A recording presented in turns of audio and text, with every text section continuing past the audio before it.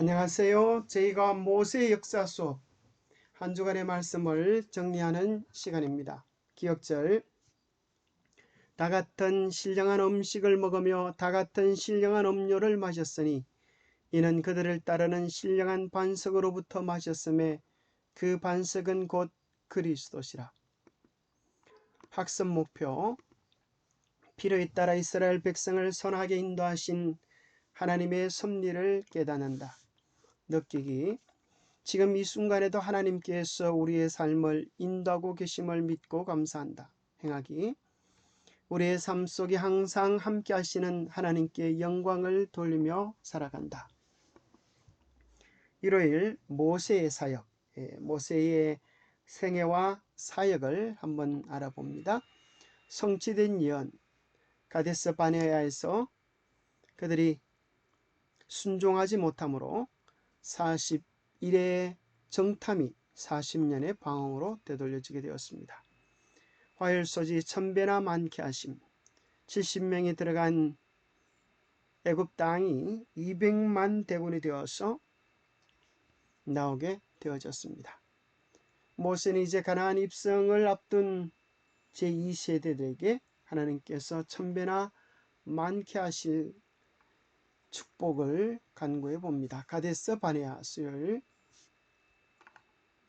10대 2 불신과 믿음의 비율이었습니다. 그러나 불신이 전부를 영향을 끼쳐서 온 백성이 하나님께 불평하고 원망하다가 40년의 방황이 시작됩니다. 목요일 소지 아모리 민족의 죄, 하나님은 이방인을 향해서도 공의와 자비를 베푸심을 살펴봅니다. 자, 일요일 소지 모세의 사역. 모세는 크게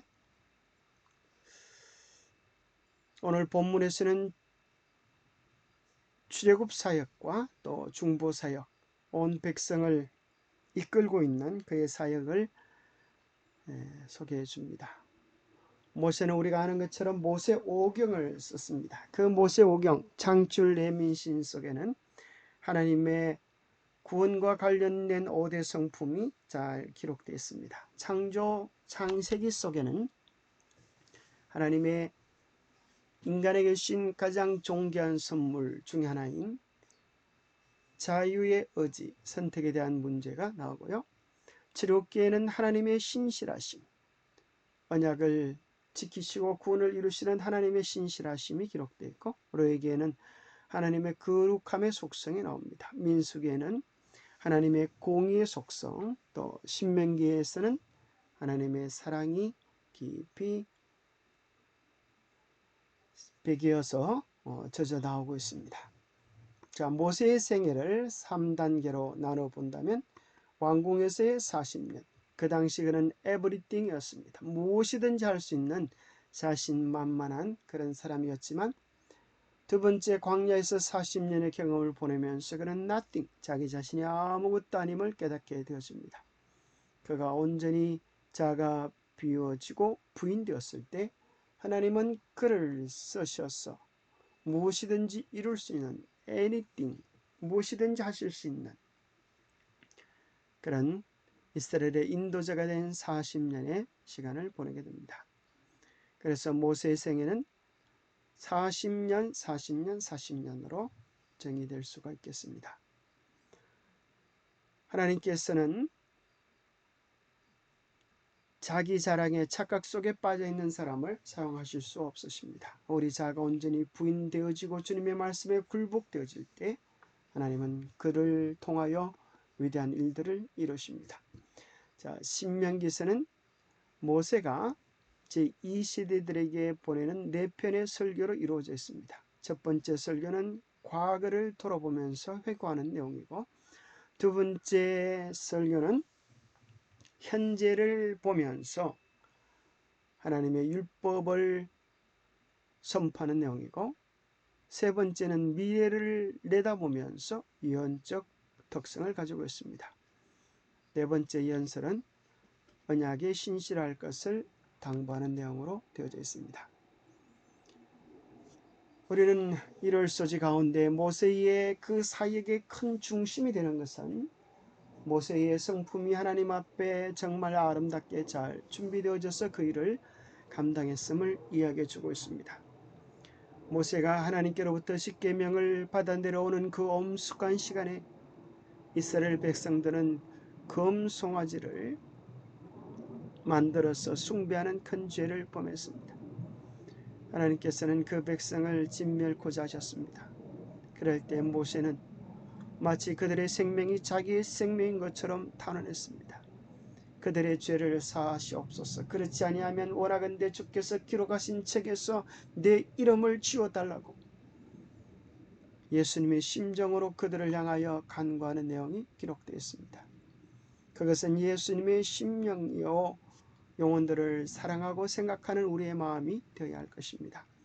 월요일 소재에 보면 성취된 예언, 하나님의 사역들은, 하나님이 하시는 일들은 놀랍게도 저와 균형, 질서와 정확성을 보여줍니다. 여러분, 들판에 있는 아름다운 꽃들, 떠오르는 태양, 하늘을 운행하는 별들, 어느 것 하나 질서와 조화와 균형을 깨트리는 것이 없음을 발견하게 됩니다.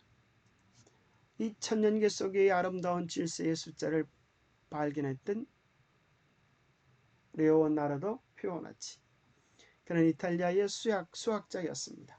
하나님께서 세상을 창조하셨다면 그게는 어떤 특별한 하나님의 창조의 손길 특징이 있을 것을 생각한 다음에 그는 피보나치 수열을 발견하게 되었습니다. 첫 번째 항과 두 번째 항을 1이라고 하고 제3항부터는 앞에 두 수열을 더해서 다음 수를 결정합니다. 1과 1이 더해서 2가 되어지고 다시 2와 앞의 숫자가 더해져서 3이 되고 또 3과 2가 더해져서 5가 되고 이렇게 숫자가 점점 늘어나는데 이것은 꽃잎의 개수를 결정하고 또 앞에 숫자에서 뒤에 숫자를 나누면 1.618이라고 하는 눈에 보기에 가장 아름다운 황금 비율을 그렇게 만들어냅니다. 꽃잎의 개수 또 나무 가지의 수열 이런 것들을 통하여 우리는 하나님의 모든 일들이 질서와 계획이 있음을 발견하게 되고요. 또 특별히 우리는 하나님의 예언의 말씀이 얼마나 정확하게 이루어졌는지를 신명기 1장 3절에서 발견하게 됩니다. 40째에 11째 달에 그 달 첫째 날에 모세가 이스라엘 자손에게 여호와께서 그들을 위하여 자기에게 주신 명령을 다 알렸다고 기록해 줍니다. 왜 여기서 40째가 나올까요? 약속의 땅을 진군하여 들어갈 수 있었는데 그들의 어리석은 불평과 원망이 그들의 40일의 정탐 기간을 40년의 왕으로 만들어 버렸음을 보게 됩니다. 그래서 그 예언 정확한 말씀대로 40년 방황 후에 이제 가나안 변경에 있어서 모세는 제2의 설교를 제2시대에 를 향하여 하나님의 말씀과 언약을 선포하고 있는 것입니다. 하나님의 예언이 얼마나 정확하고 놀라운 성취를 이루는지를 가장 잘 보여주는 것은 2300주야의 예언입니다.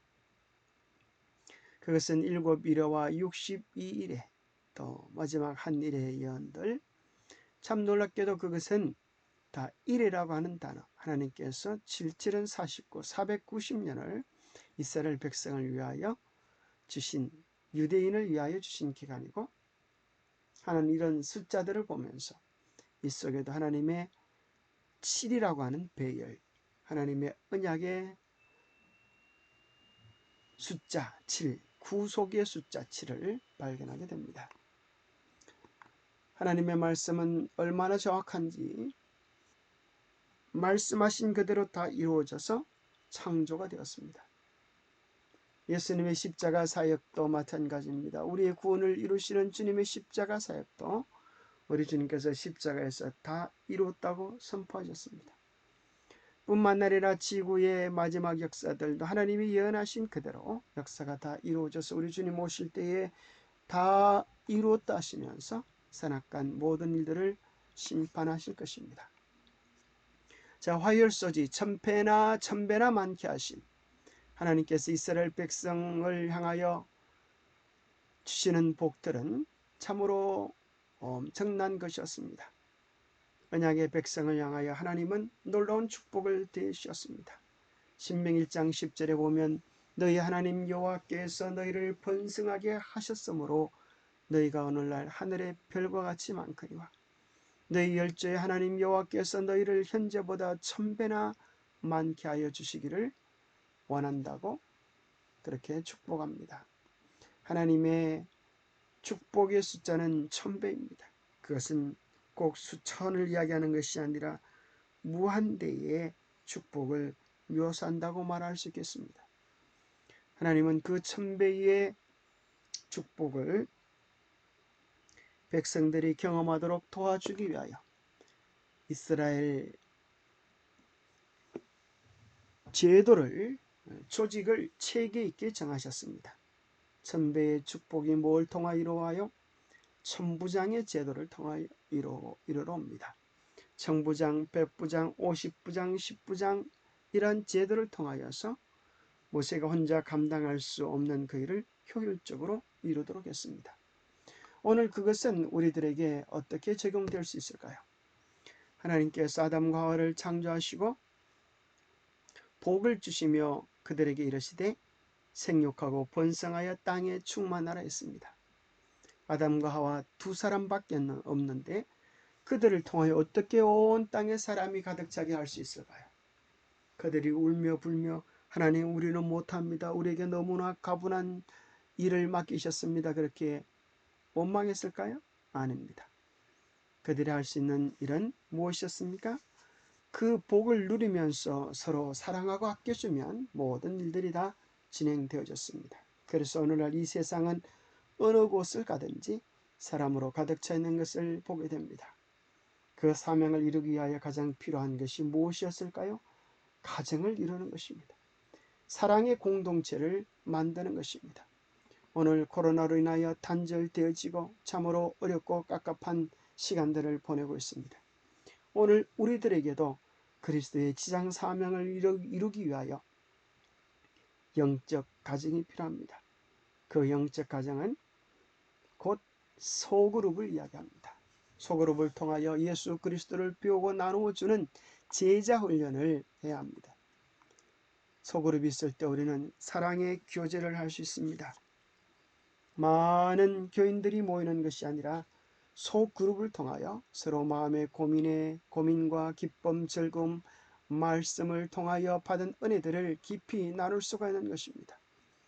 그리고 소그룹을 통하여 영적 가정을 통하여 우리는 나보다 더 연약한 이들을 돌보면서 믿음이 자라나는 경험을 할 수가 있고 우리는 서로의 필요들을 채워주면서 더 큰 기쁨을 나눌 수 있습니다. 뿐만 아니라 각자 하나님께서 주신 언사들의 활용을 통하여서 우리의 존재감과 봉사의 기쁨을 누릴 수 있습니다.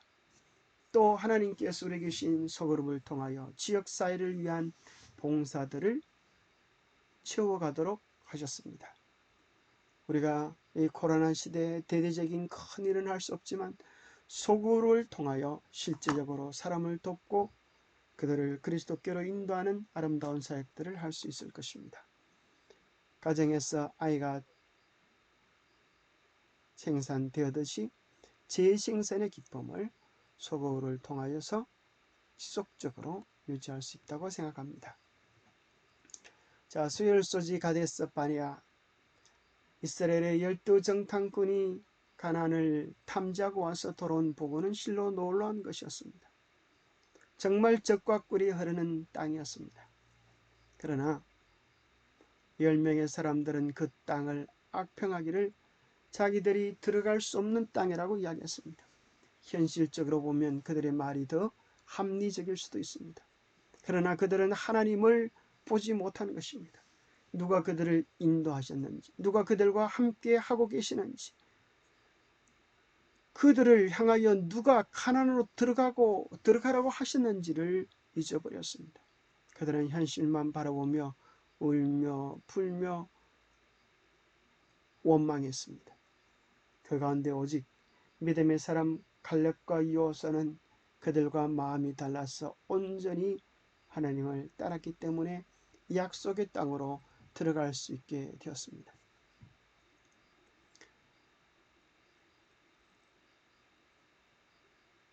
하나님께서는 이 가데스 바네아에 불평하는 백성들을 하나님께서 멸망시키셨습니다. 모세와 더불어서 크고 강한 나라를 이루자고 제안을 하십니다.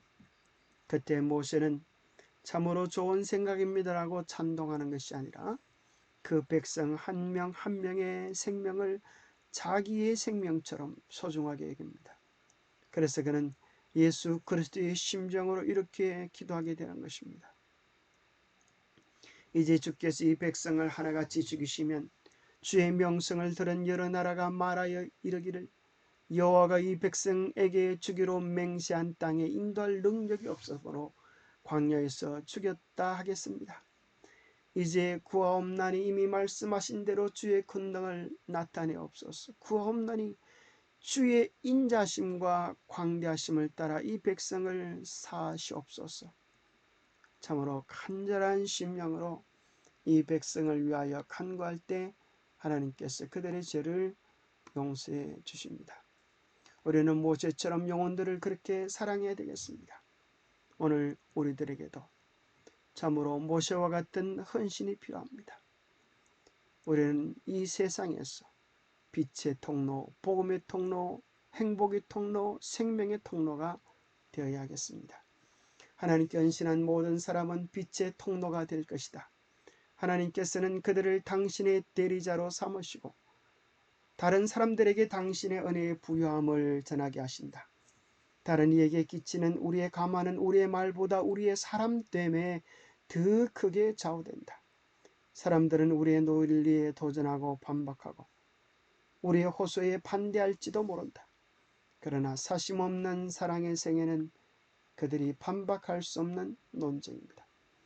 모길소지 아모리 족속의 죄. 가나안 땅에는 7 부족들이 있었습니다. 그 가운데 아모리 족속들이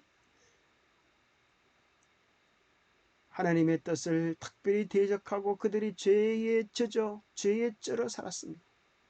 그러나 하나님께서는 아모리 족속들을 위해서도 공의를 베푸셨습니다.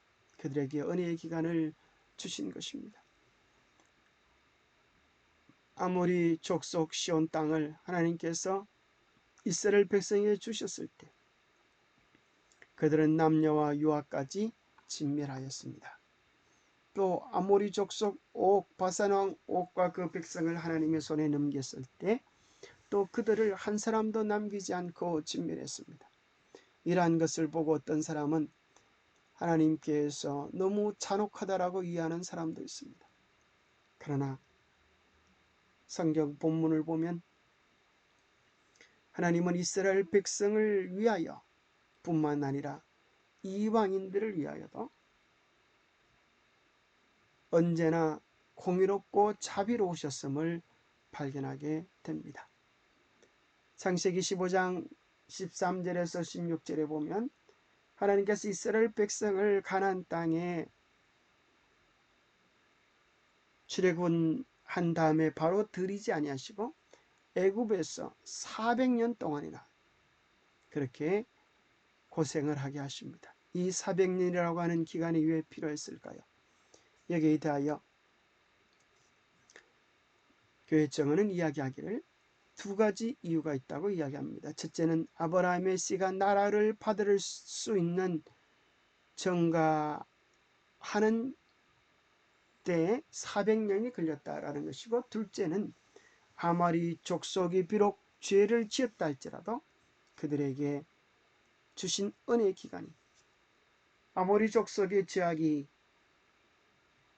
가득 차는 시간이 그렇게 했다고 말씀하십니다. 마치 노홍수 때 죄악이 관영함으로 하나님의 진노와 심판이 임했던 것처럼 아모리 족속을 위해서도 하나님은 참고 또 참으시면서 자비와 사랑을 베푸셨음을 확인하게 되었습니다.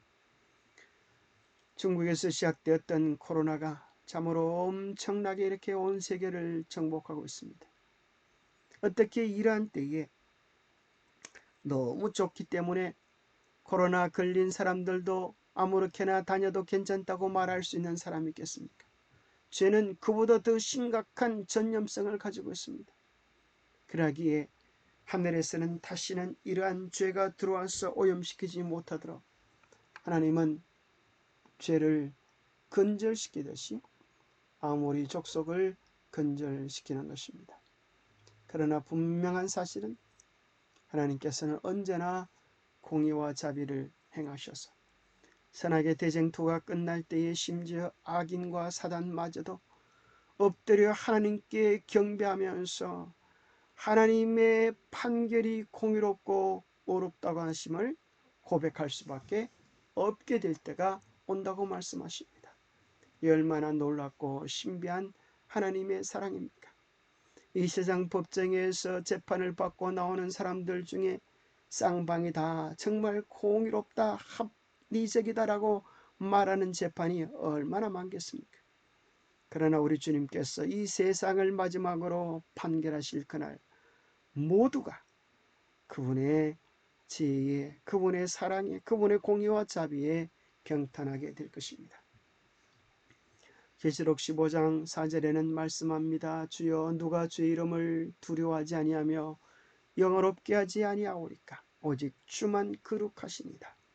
주의 의로우신 일이 나타났음에 만국이 와서 주께 경배하리다. 온 우주가 하나님의 거룩하심과 공의로우심을 찬양할 날이 반드시 오게 될 것입니다. 고로 우리는 우리가 잘 이해하지 못할 때라도, 우리의 이해의 범위가 미치지 못할 때라도 우리는 여전히 하나님의 자비로우심을, 하나님의 공의로우심을 신뢰할 수 있는 것입니다. 과거 하나님께서 우리를 어떻게 인도해 오셨는지를 잊지 않으면 우리는 두려워할 것이 없을 것입니다. 이스라엘 백성을 선한 자비로 이끌어 주신 주님께서는 마지막 하나님의 교회도 선한 자비로 이끌어 주실 것이기 때문입니다. 우리는 이스라엘의 실패 속에서 교훈을 배워서 신실함으로 순종으로 응답하는 하늘 참 백성이 될 수 있기를 축복합니다. 기도하겠습니다. 하나님 아버지, 이스라엘의 지난 교훈들, 지난 역사들 속에서 참으로 교훈들을 얻게 하여 주심을 인하여 감사합니다.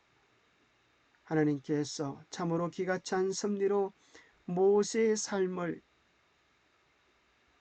바닷속에서 물에서 건져주셨던 것처럼 이스라엘 민족의 운명을 애굽의 노예에서 죽음에서 건져주시고 오늘 이렇게 크고 놀라운 민족을 이루어 주께 영광 돌리게 하심을 인하여 감사합니다. 그러나 그들은 그들의 욕심과 잘못된 선입견 때문에, 잘못된 선민의식 때문에 하나님의 뜻을 이루지 못했습니다.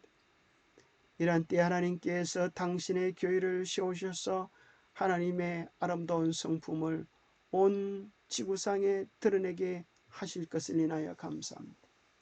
우리로 그 사명을 감당하게 도와주시옵소서. 언제나 하나님의 공의와 자비를 신뢰하며 하나님이 쓰실 깨끗한 축복의 통로로 우리 자신을 드릴 수 있도록 도와주시옵소서. 그리하여 이스라엘 백성들이 가나안 땅에 들어가서 성리의 환호성을 질렀던 것처럼 우리도 이 지구 역사를 다 마치고 주님 준비해 놓으신 영광의 도성 새 예루살렘에 입성하여 높으신 우리 주님의 성품과 아름다움을 찬양하며 감사할 수 있도록 도와주시옵소서. 이스라엘 백성이 모세의 인도와 지도를 따라갔듯 오늘 우리는 예수 그리스도의 지도하심을 따라, 말씀과 정언의 지도하심을 따라 오늘 우리가 해야 할 바를 충실히 감당할 수 있도록 복을 다하여 주시옵기를 우리 주 예수 그리스도로 머지하여 간절히 간구하옵나이다. 과거 이스라엘의 역사 속에서 무엇을 배우십니까? 하나님은 언제나 신실하시고 공의롭고 자비하신 분입니다. 그 사랑을 매일 누리며 또 나타내는 우리 모두가 되시기를 축복합니다. 감사합니다.